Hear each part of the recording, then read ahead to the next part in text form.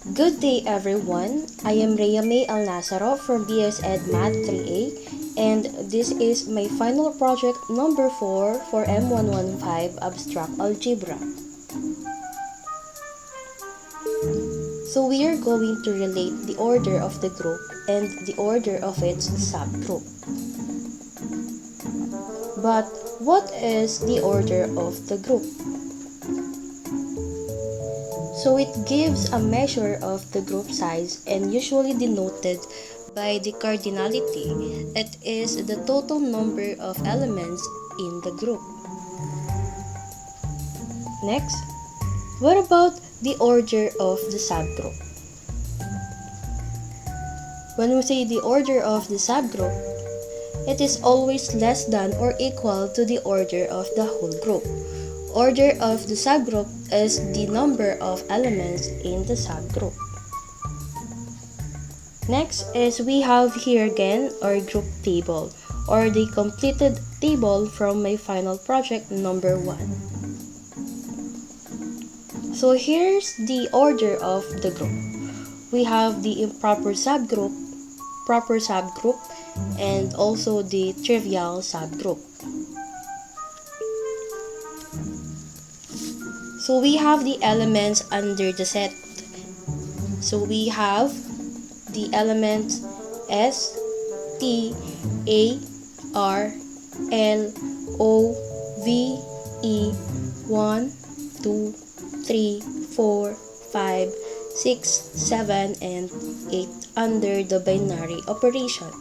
So the cardinality of our group G or the cardinality of our G is equal to 16 elements since we have 16 elements in our group table.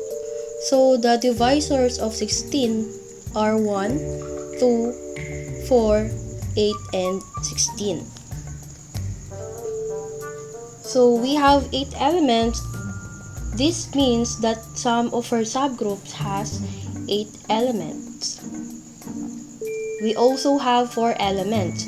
This means that some of our subgroup has 4 elements. And we also have 2 elements, which means that some of our subgroup has 2 elements. And of course, we also have 1 element, which means our trivial subgroup contains only the identity element.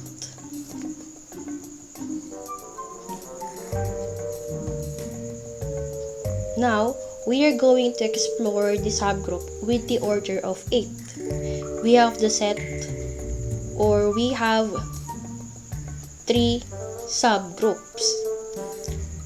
X sub 1 with the element or with the elements S, A, L, V, 1, 2, 3, 4.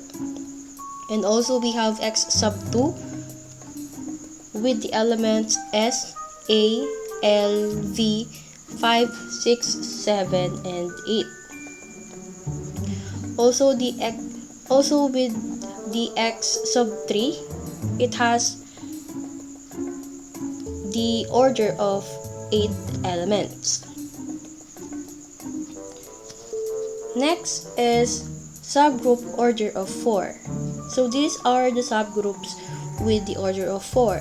We have the X sub 4, X sub 5, X sub 6, X sub 7, and X sub 8. Next is the subgroups with the order of 2. We have the X sub 9, X sub 10, to X sub 17. Last one is we have the subgroup order of 1. So this is the trivial subgroup that only contains our identity element. Again, those are the order of the subgroups. Subgroups order of 8, subgroups order of 4, subgroups order of 2, subgroup order of 1.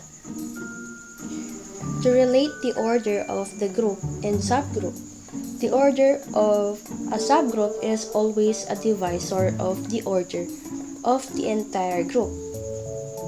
So the one of the factors of the total number of elements in the group is the number of elements in any subgroup.